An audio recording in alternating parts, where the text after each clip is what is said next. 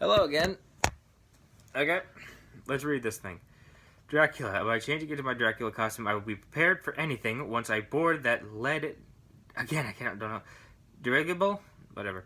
Dell Comics only infrequently dabbled in original superheroes. Their bread and butter was a line of comics licensed by God, I cannot read today. Licensed from popular television shows, cartoons, and films. So perhaps it's only natural that when they created their own thematically united superhero quote-unquote universe, they stuck with what worked, repurposing existing characters. Dracula was a part of a trio of superheroes titles produced by Dell and based loosely, and therefore legally, keyword loosely, on popular Universal monster franchise. The company had already published successful adaptations of several monster movies, including The Mummy and The Creature from the Black Lagoon. Imagine you're getting a comic book of a superhero about the Mummy or the Creature from the Black Lagoon. For their line of superheroes, however, Dell stuck with the classic monster trinity, creating superhero versions of Dracula, Frankenstein, and the Wolfman. It was legally owned, and Werewolf. The name Wolfman was legally owned by Universal, so Dell opted for the next best. I can't. I'm sorry. Frankenstein was elevated from rampaging brute to a crook-crushing superhero, sort of cross between Superman, the Hulk, and a morgue full of stitched-together body parts. Somehow I can see that working somehow. But not calling it Frankenstein, because the monster isn't Frankenstein. You know what it is. You know the history. Where the werewolf became a masked government agent operating in secrecy to save the free world. How the heck does that work? As for Dracula, he ended up clothed in a skin-tight purple bodysuit. He looks ridiculous. I mean, just look at this. This looks so stupid. With a broad red belt and some sort of Dracula-eared bonnet. I love that they said some sort of bat-eared bonnet. Oh my god, this character is so stupid looking.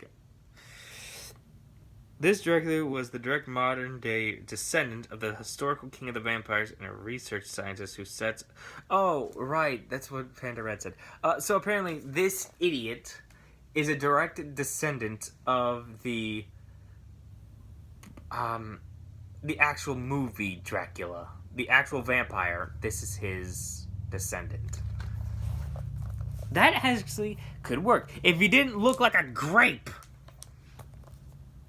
This looks like if you try to make Batman, but you can't, but you're Disney, but you're blah. If you're Marvel and you wanted to make Batman, well, actually, they made Moon Knight. I am actually looking forward to his series. I don't have Disney Plus, but I am looking forward to seeing clips and stuff of the Moon Knight series that's coming out. Because I always like, side note from this, I like really low-class heroes getting a shot at the limelight. I also want to at least watch one episode of Stargirl. See how that works out. Where am I? And a research scientist who sets up in the ancestral castle home to his forebears. Why am I having a hard time tonight? Contemporary version of seeking a chemical cure for traumatic brain injuries. It's also sounding like Morbius. Kinda, but not really. Seeking chemical cure for traumatic brain injuries, and the secret ingredient to his sanity-restoring serum is, of course, bat blood. Okay, not more, kind of still Morbius. Side note again, I'm looking so much forward to that freaking movie, Morbius. I love it so far. Michael Morbius actually is a great underrated character, mainly because I think this is the only incarnation they did of him. From the 90s cartoon Spider-Man the Animated Series. I loved and hated that Michael Morbius. I hated him because he kept interfering with my main ship in that show, Peter and Felicia. I'll make a whole video on that. Accidentally consuming the extra large dose of his still untested liquid, it's sort of a super heroic equivalent of the old "you got chocolate in my peanut butter" routine. Young Doc Dracula is shocked to discover that he has suddenly developed also superpowers reminiscent of legendary vampires. He acquires superhuman strength, enhanced senses, and the ability to transform himself into a bat, which begs the question: where the bats he used for this serum transformed vampires caught in the moment of vulnerability? No, comic book logic. You drink bat blood, you become a bat. Or a vampire. Abandoning his research, young Dracula devotes his newfound powers to the cause of clearing the old family name, which has been tainted by the atrocities of his famous ancestor. Why can no one ever recall all the good things the Draculas have done? Just no on that. Designing a costume and setting off for America, the newly rechristened Dracula makes this oath. I pledge by the strange powers which have become mine to fight against the injustice, corruption, evil, and greed which fills this earth, in hopes that, continue on to the next page, somehow my example will be an example to all men. Sure, jackass. Despite his mission to restore honor to the family name, Dracula adopts a suman.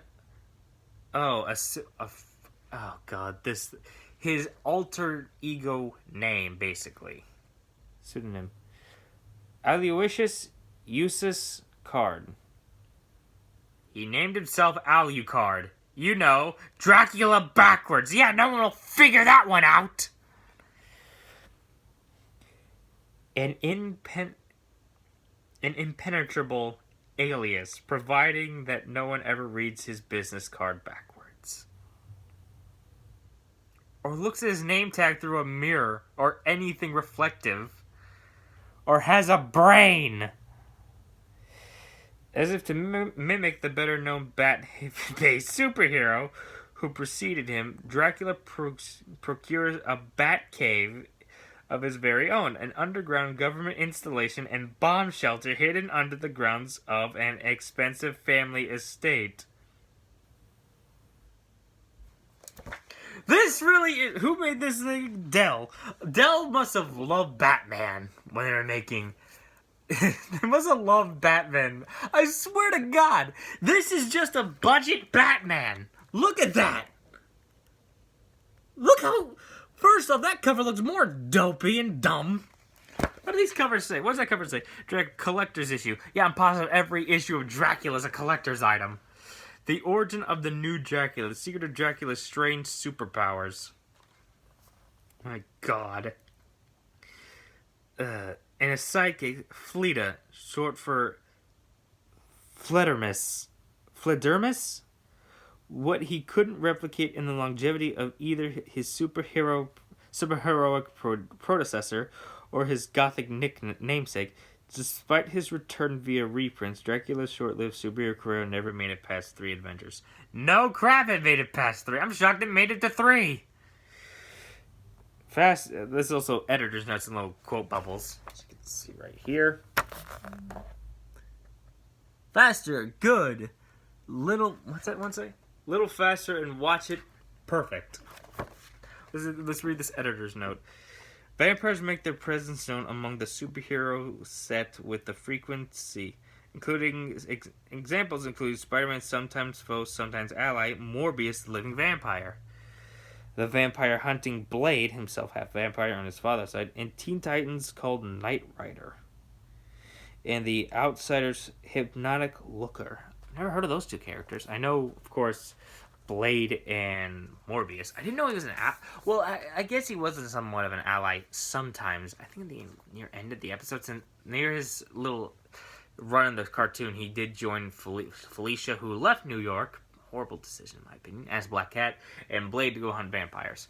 That Spider-Man thing is going to be a whole nother video I'm going to post. Man.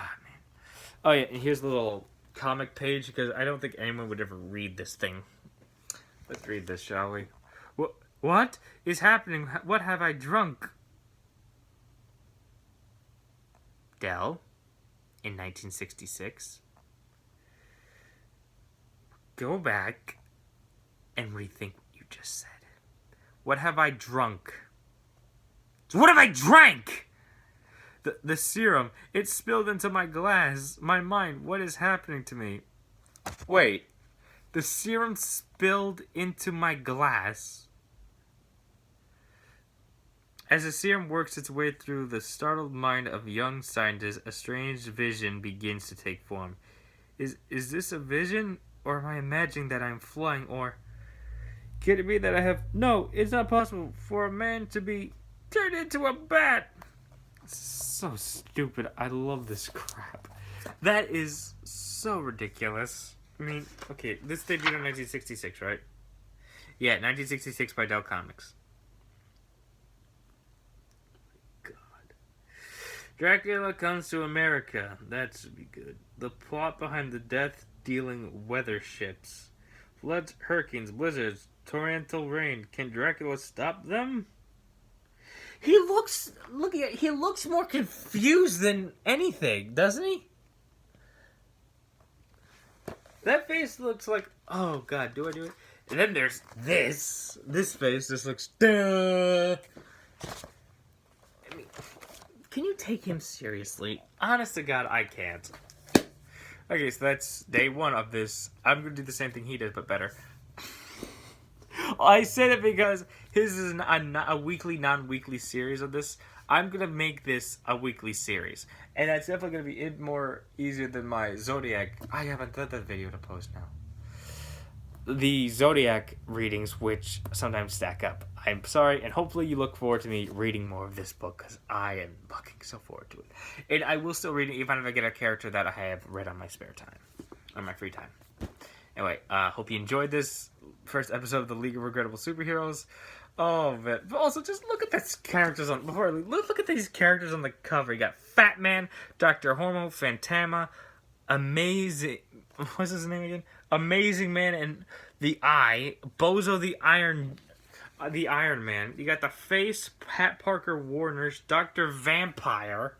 What are these characters, and why do I like them? I know I like them because I love stupidity and making fun of them. Later.